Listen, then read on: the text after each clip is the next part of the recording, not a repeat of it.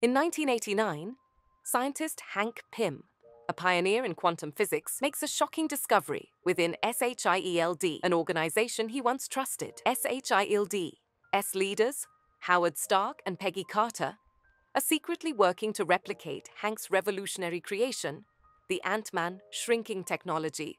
Hank, who understands both the power and danger of his invention, is horrified by the organization's ambition to wield this tool without restraint. His technology, based on the elusive Pym particle, can shrink objects and people by reducing the space between atoms, while simultaneously increasing their density and strength.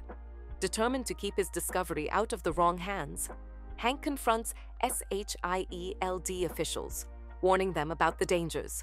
But when Mitchell Carson, a high-ranking SHIELD operative, attempts to force Hank to relinquish his invention, Peggy and Howard intervene, averting the situation. Furious and betrayed, Hank resigns, vowing to protect his technology at any cost. Fast forward to the present day, Hank's life has taken a tumultuous turn.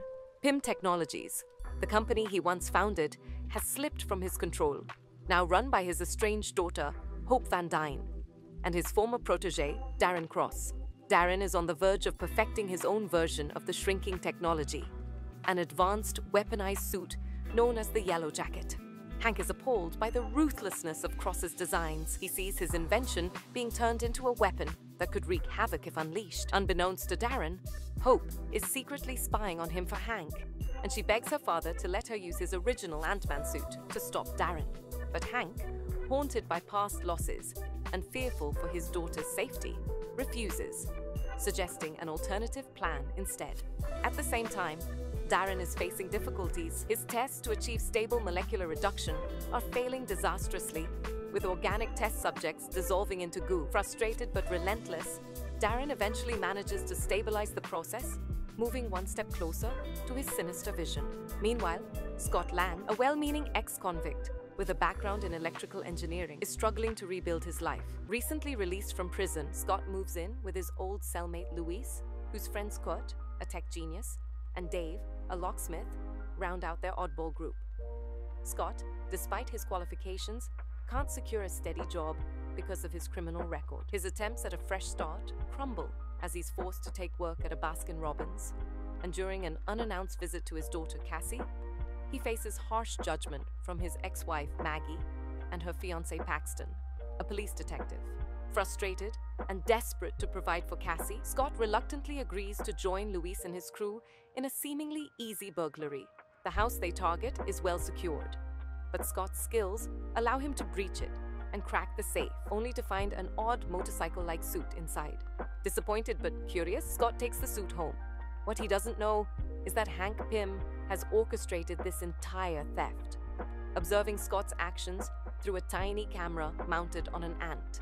At home, Scott tries on the suit, accidentally activating it, and is horrified as he shrinks down to insect size. During this surreal experience, Hank's voice crackles in his ear through the suit's helmet, guiding him back to safety.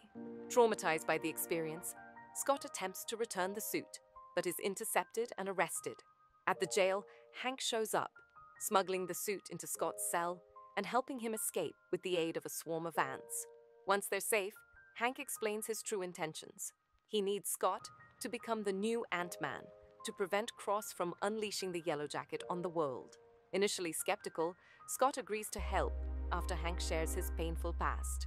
He explains that he's able to communicate with ants by emitting electromagnetic waves that stimulate their olfactory nerves, and that his helmet also protects his brain chemistry, something Cross's unstable suit lacks.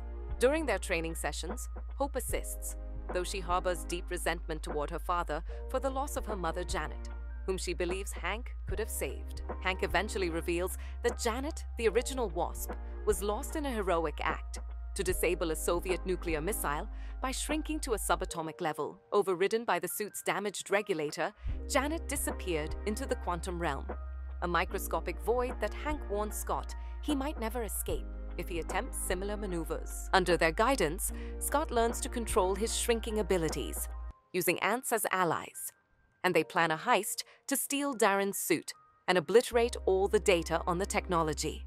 But before they can proceed, They need one more item, a device housed at the Avengers headquarters.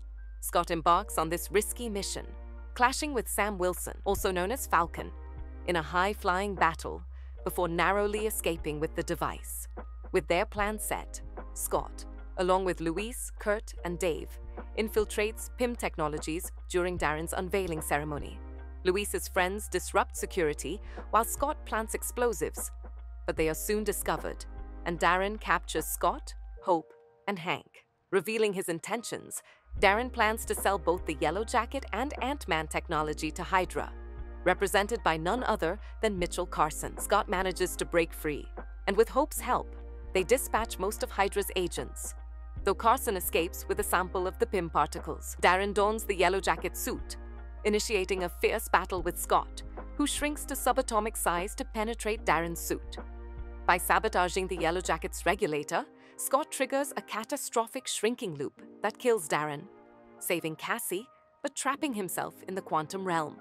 Against all odds, Scott manages to reverse the suit's effects, returning to the macroscopic world. Grateful, Paxton covers for Scott to keep him out of prison, while Hank, inspired by Scott's return from the quantum realm, wonders if Janet might still be alive. Later, Scott reconnects with his team, and Luis reveals that Falcon is looking for him, hinting at future adventures. In the mid-credits scene, Hank presents Hope with a new Wasp prototype suit, entrusting her to take up her mother's mantle. In a post-credits scene, Sam Wilson and Steve Rogers, who have captured Bucky Barnes, realize they need assistance. Unable to reach Tony Stark due to the Accords, Sam hints that he knows just the man for the job.